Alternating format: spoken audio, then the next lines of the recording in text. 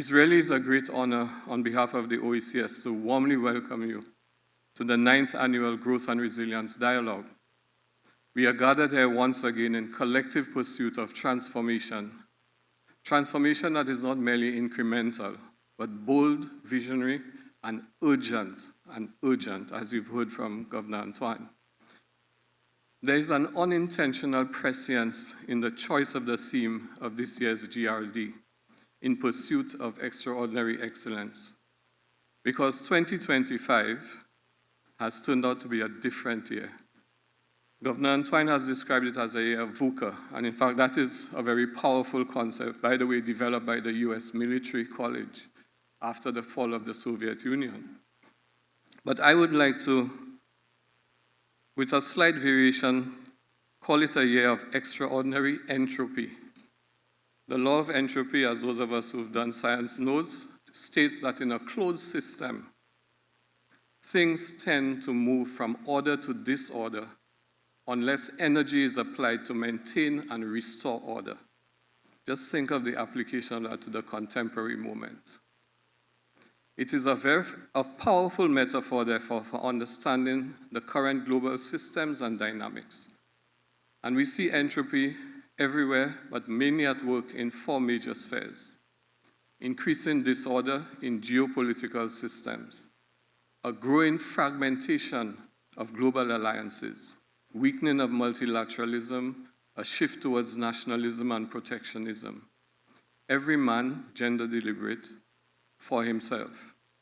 Conflicts in regions like Eastern Europe, the Middle East, parts of Africa, signal an erosion of diplomatic order and an increase in volatility, entropy in action. Global governance mechanisms like the UN, the WTO, are struggling now to enforce norms and to maintain balance, suggesting a drift towards chaos unless actively reinvigorated. The second expression of entropy is on a planetary scale. Climate systems are becoming less predictable and more extreme. Heat waves, superstorms, floods. In fact, I just learned yesterday, I don't know how accurate it is, someone told me that the coming season, we expect over 17 severe storms. Without effective intervention, we are witnessing a rising tide of disorder in ecosystems, agriculture, and weather patterns. The third is a disordered abundance of technology and information. The digital age has flooded humanity with unprecedented volumes of information, but not necessarily more clarity. So let's be clear about the IT revolution. It has its positives as well as its negatives.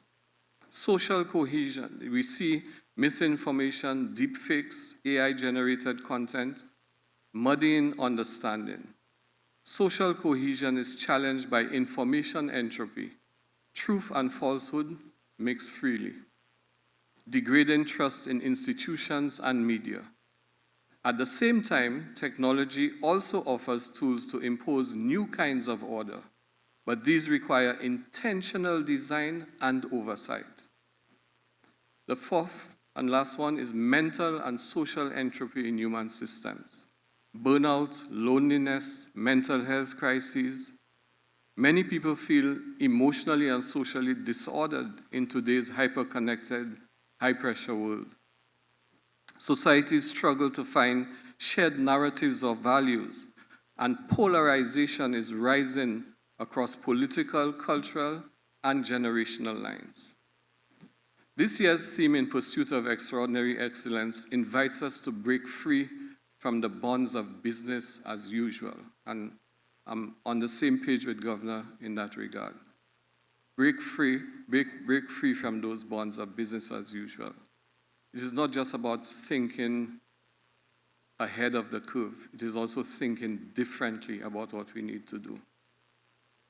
We need to embrace radical shifts required for the region to thrive in the 21st century. It is a challenge that resonates deeply with the OECS Commission's own mission to advance regional integration, sustainable development, and resilience. Because in the face of all of this, only a resolute integration construct that upholds collaboration over competition, that exercises imagination over inertia, and constructs resilient systems over rigid structures can survive. The 4 pillars of this transformation that have been selected for reflection at this meeting are only pointers to opportunities in the economic, social, data, and infrastructure arenas. And the core challenge is whether we can muster the courage and exert the energy necessary to overcome the entropy of these times. And we can, because as our prophet Black Stalin reminded us, in times of plenty we must be grateful. In times of sorrow we must be strong. In times of joy we must be thankful, because life really has its ups and downs. More downs than ups right now, actually. And in times of disaster, we must be ready. Colleagues, let us be clear. The ambition before us is not about chasing growth for growth's sake. It is about shaping a future where our people live healthier, more empowered lives, where our economies are sustainable and shockproof, and where our cultural wealth is as revered as our financial assets.